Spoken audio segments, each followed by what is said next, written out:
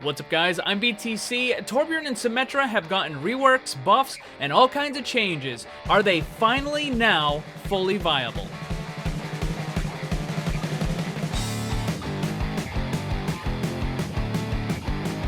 First of all, this is not an April Fool's joke video. I don't really like that sort of stuff. Sure, every now and again you come across something that's genuinely clever, but let's be honest, most of it's just kind of plain dumb. So this is actually a serious video. So let's get to the point. If you were to ask players, what character do you never want to see on your team, but you're happy to see on the enemy team, chances are Torbjorn and Symmetra are very high on that list, if not the top two. For a long time, those characters were considered troll picks, meaning that they were so unviable in the overwhelming majority of situations that using them always put your team at a serious disadvantage. This unfortunately came from Blizzard's old philosophy regarding hero balance. Initially, they believed that characters like Symmetra, Torbjorn, Bastion, and maybe a few others would only be used in very specific niche situations. For whatever reason, they never thought players would want to use these characters more often. And I'm not even talking about one-tricks, just people who might main a specific character, or maybe it's even in their top 3 picks. But whatever reason, they use that character and Blizzard just never thought people would want to use them as often as they do. So since then, Blizzard has changed their concept of hero balance for these types of characters and have begun to balance them based on a general use principle as opposed to a specialty use. Several reworks and a lot of buffs have significantly improved some of these characters, but are they fully viable? Unfortunately, no. Torbjorn and Symmetra are very close, but they're just not quite there yet. I understand that some people hate characters for whatever variety of reasons, but I've never been like that. I don't hate any of the characters in this game, quite the opposite. I want them all to be viable. And let me clarify, when I say viable, it doesn't mean that they get picked in every single game all the time.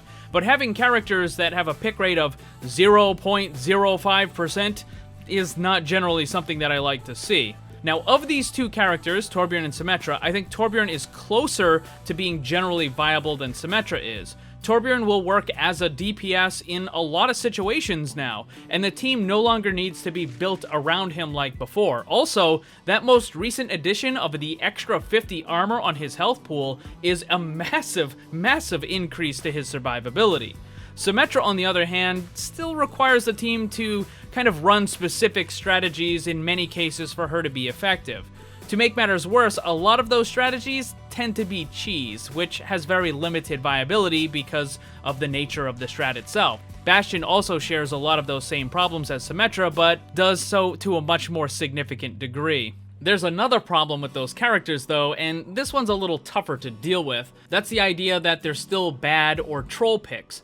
And let's say that both get a little bit more of a buff and they finally break through that barrier into general viability, meaning you could run a Torb or a Symmetra on almost any map, on attack or defend, whenever you want. There's still going to be a large amount of the player base that just doesn't want to have those characters on their teams. Since they've gotten reworks, any changes are likely going to be more minor buffs, and they won't have that immediate impact and the reaction of a character that gets reworked. For example, when Hanzo got reworked, he went from just garbage to the best mid-range DPS in the game. For Torbjorn and Symmetra, they've already had reworks, 2 in the case of Symmetra, and it never quite catapulted them forward the same way that Hanzo was. So a lot of that lingering doubt is still going to remain. Another really big issue with Torbjorn, Symmetra, Bastion, Mei, and some of the others is how difficult it is to actually balance those characters. As we saw with Reaper changes just recently, the buff to lifesteal was nearly worthless and had no impact for the upper bracket player base, but for the lower bracket, Reaper just became way too powerful. For characters like Torbjorn and Symmetra, increasing the damage of the turrets will have almost no effect in the upper bracket, but would likely be far too strong in the lower bracket. For Torbjorn, I think increasing the projectile speed for his attacks might actually be just enough of a boost to push him into that general viability. For Symmetra, she already does a pretty decent amount of damage and the turrets can be quite effective, so I think the area where she could be improved the most is with the teleporter. Perhaps allowing the teleporter to be built a little bit faster and also giving it the same properties that Orissa's barrier has. What I mean by this is that Orisa can place a new barrier before the old one has been destroyed or the duration has expired. So imagine Symmetra places a teleporter down and the ability goes on, let's say, a 6-second cooldown. The teleporter itself has a duration of 10 seconds, for example. But after the cooldown finishes, Symmetra can place a new one somewhere else. This would remove and destroy the old teleporter in the process, again, just like Orissa's barrier. The interesting thing about this change is it drastically increases the skill cap of the ability and allows it to have much more potential effectiveness without necessarily increasing the strength of the ability itself. Now, I know this is going to come up, what about Bastion? I've had a lot of people asking me about this. It's a very common question in my Respawn series.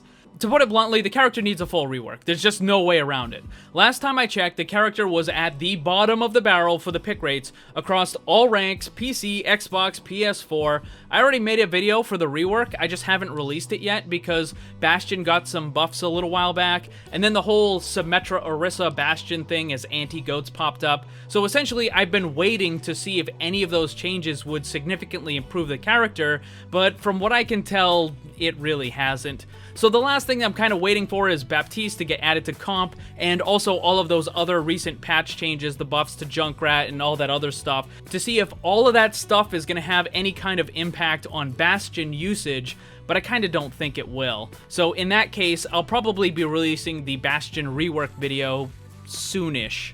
So the verdict and the point that I'm trying to make with this video is that Torbjorn is really close to that general viability, and if you see him on your team, you really shouldn't be all that concerned, but also keep in mind that most other DPS are still probably going to be a better pick. It's not that much of a gap as it was before, but again, you're probably better off running a McCree or a Soldier than a Torbjorn, but if you do see that Torbjorn pop up on your team, you don't really need to panic as much as you did before. As for Symmetra, it's a little bit more iffy. You can get away with some stuff like a quick teleport to the first point of Hanamura on attack. I mean, that's still a perfectly valid strategy and so many defending teams fall for that. So yeah, you can use that, and there's some other cases where Symmetra can be used as well, but in most cases, nearly any other DPS is probably going to be a better pick. But let's circle back to what I talked about at the beginning of the video. If you guys had one character that you would never want to see on your team, but you're happy to see on the enemy team, what character would that be?